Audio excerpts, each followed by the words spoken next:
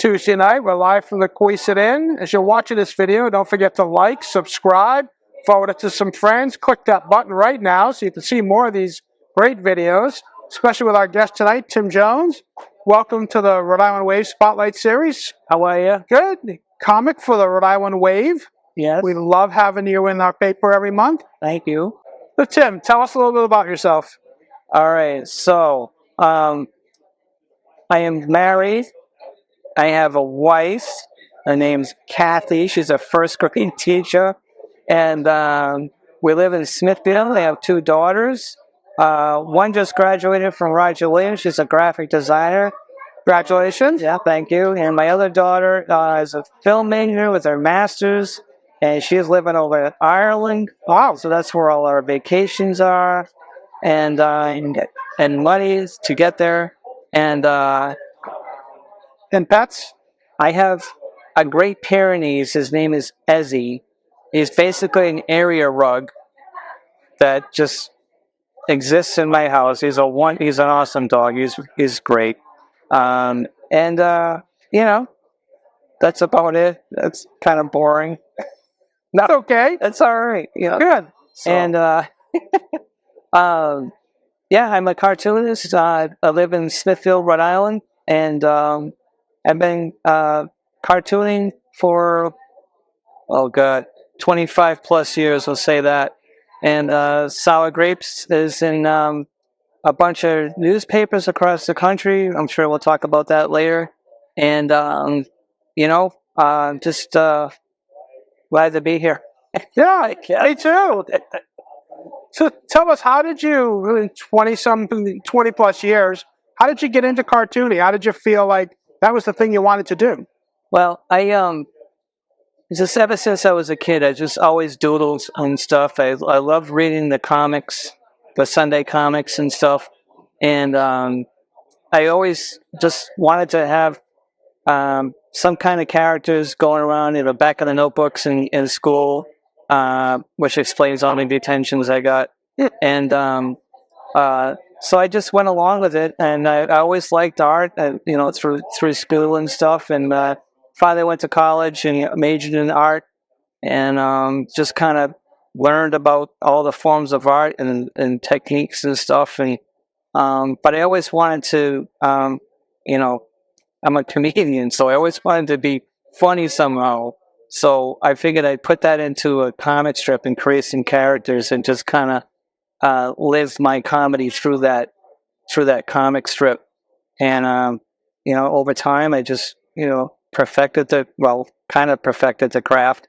And one day I came up with Sour Grapes way back in 2013. And finally started to get into some newspapers and stuff, and around 2014, and 10 years later, I'm doing all right.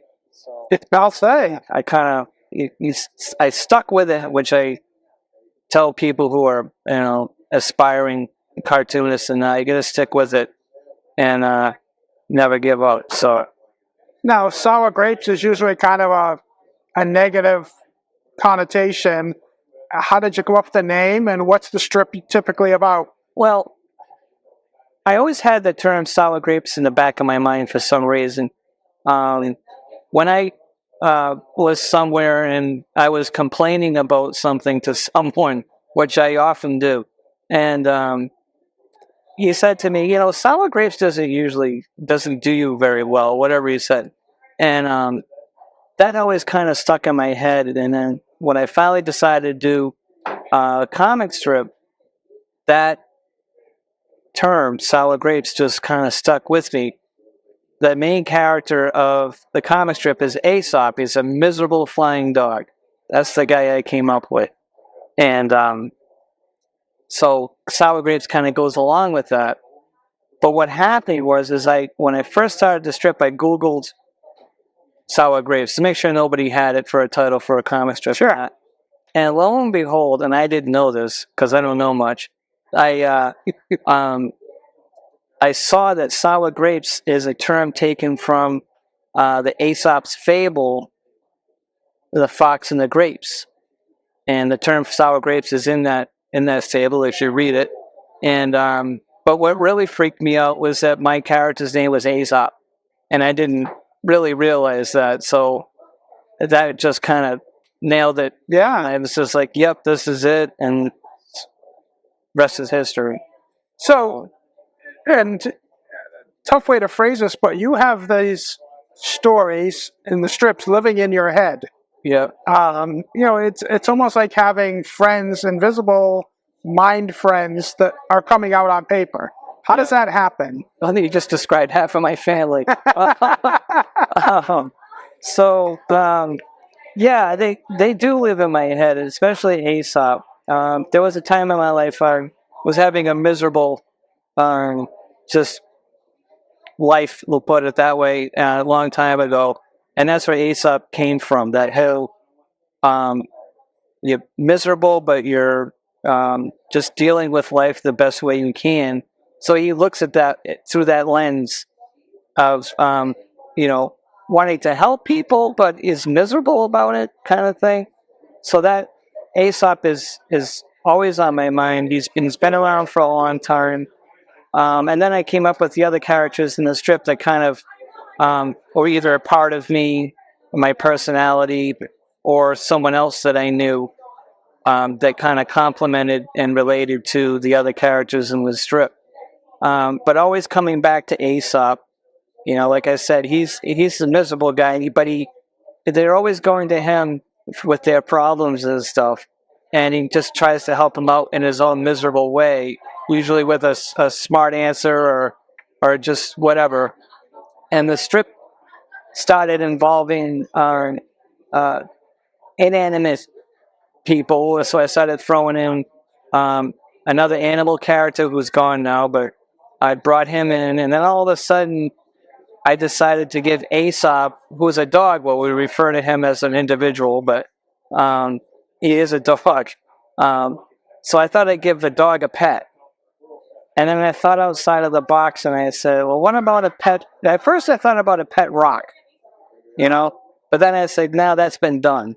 So we'll give him a pet cloud. So I gave him a pet cloud, put a collar around a cloud with a leash, and named him Ominous. And he's become a fan favorite. So he pops up in the strip very often. He's one of the main characters in the strip now. He doesn't say much, but he doesn't have to. And Aesop kind of translates for everybody in the strip. And I don't know, it works for some reason. But so if I want to sum it up, you had a rough time in life. So instead of writing a country song about it, you wrote a comic strip. Yeah. And then took a character where, kind of like Dear Anne or Dear Abby, where everybody came to with their problems, and you turned them into kind of like a Jerry Springer type, I'm going to give you the what you don't want to maybe hear type answer. I mean, I like that. Yeah, I don't know. It's a rare path. Yeah. He, he lives in this strange offbeat world with offbeat characters. And it's a problematic world that it's its own everything that falls under the umbrella of sour grapes, And so I just take my experiences in life or that last week or that day, and I just kind of throw it at the characters. And sometimes the strip just writes itself because I know the characters very well, especially Aesop. And Nice. Yeah. What was your favorite comic strips growing up? BC and Wizard of ID, Journey Hart, Garfield, Peanuts, of course, and there's one more, I can't think of it, but those are the basic, very simple, Hagar the Horrible, that stuff. I gravitated to the stuff that was more about character-driven, and you knew, especially with Hagar and Garfield, you can recognize those people all the time. If you get into strips like BC was a bunch of characters. There really was one main character that everybody knew who they were. and you looked at him and say, "Oh yeah, that's this person, that's that guy or whatever."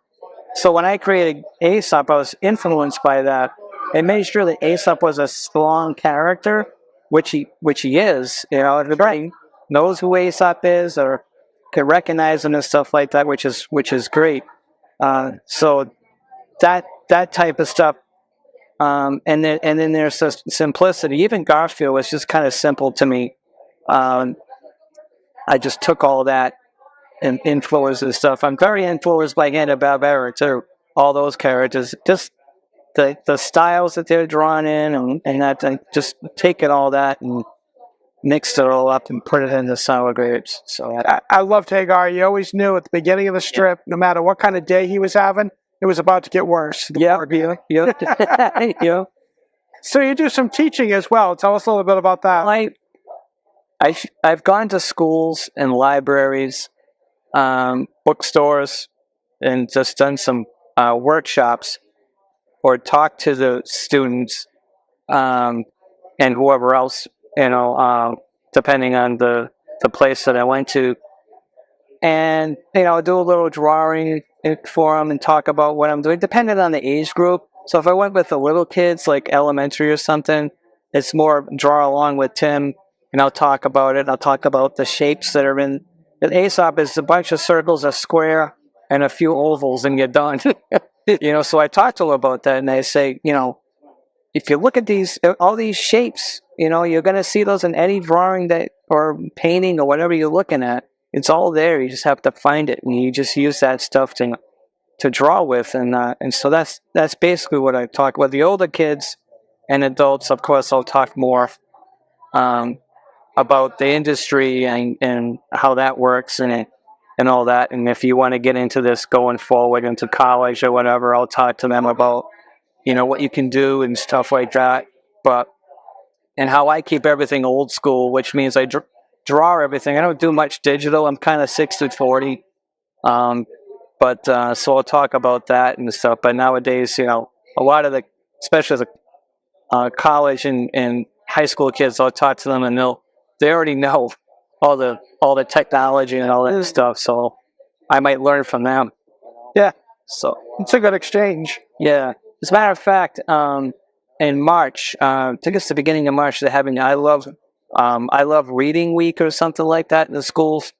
So my wife's a teacher. She's first grade teacher. So I'm going to that school. I think it's going to be 3rd, 4th, and 5th graders. And I'm going to do like 3 sessions and just draw for the kids. They can draw along and talk about them and sell some books and whatever. And I did that last year. It was just crazy, Oh, that's great. So many kids trying to. I'm not a teacher, so like I have my wife with me. Just sit down, But it was a lot of fun. So I'll be doing that in a few weeks. So that's an example. Nice. Now let's talk about your book. How did that come to be, and where is it available? Well, my book, the latest book, is called Sour Grapes So Doggone Miserable. So there's a Aesop and all the other characters underneath. And it's a compilation, which I have I think that's like my 6th book. First one goes way back to 2014. So I tried to put one out every year with the comics that have been around, and I'll put a little something. Every book's a little different put together. I might put some other art in there and stuff. And this latest book was a lot of fun to do. It's different the way we laid it out, and So Doggone Miserable is the name of the latest one. So yeah, we're happy with it. And if Aesop was here, he'd be pretty happy with this interview, I think. Yeah, probably not. No. No. To this day, what's funny is I've always thought Aesop doesn't smile, he doesn't laugh, he doesn't joke. He's just miserable. But he's funny that way. You know what I mean? And I remember watching Charles Schultz in an interview just before when he was sick. And I was talking with Charlie, I forget his name, but he was in an interview. And I remember him saying that he got upset and he said, I'll never see Charlie Brown kicked that football, and it's always stuck with me. And I wonder, as I'll be doing this as long as I can. A little footnote to that is I've met a lot of artists that are elderly. Can't say that word. Elderly. Over the 70s and the 80s that are still doing this. They're still drawing. So that's very. I'm just going to do it as long as I can. But anyways. But are you thinking in your head there's a final scene? There's a final scene in somewhere where Aesop smiles, and we'll get there. It sounds kind of morbid right now. No, I love that. You know what yeah. I mean? So we'll see. We'll see what happens. But I don't know what's going to make him smile. I don't know. That's the other thing. But that, the strip's never going to end. I don't care what anybody says. It's been around. I've did like a soft relaunch of the strip within the past year and that. So, and it's been around for 10 years. So there are jokes that I did 3 or 4 years ago that are still funny.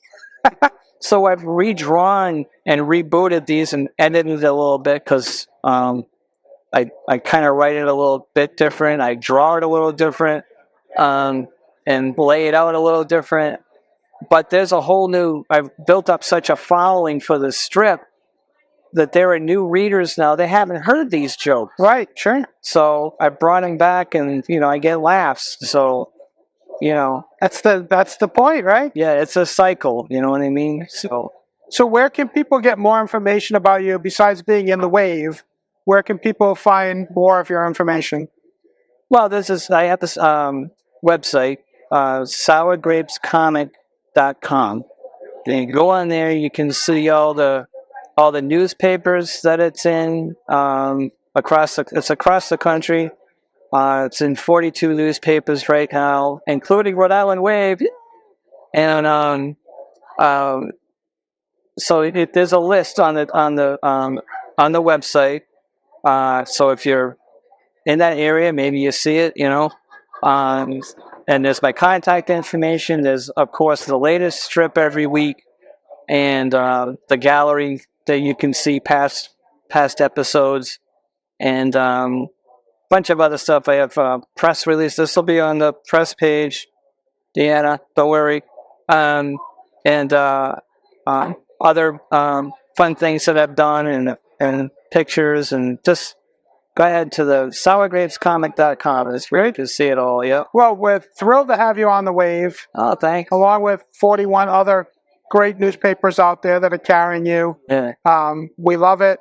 Long live Aesop and and the ominous cloud, and we're looking forward to many more. All right. Thank you so much. Thank you very much. Have fun.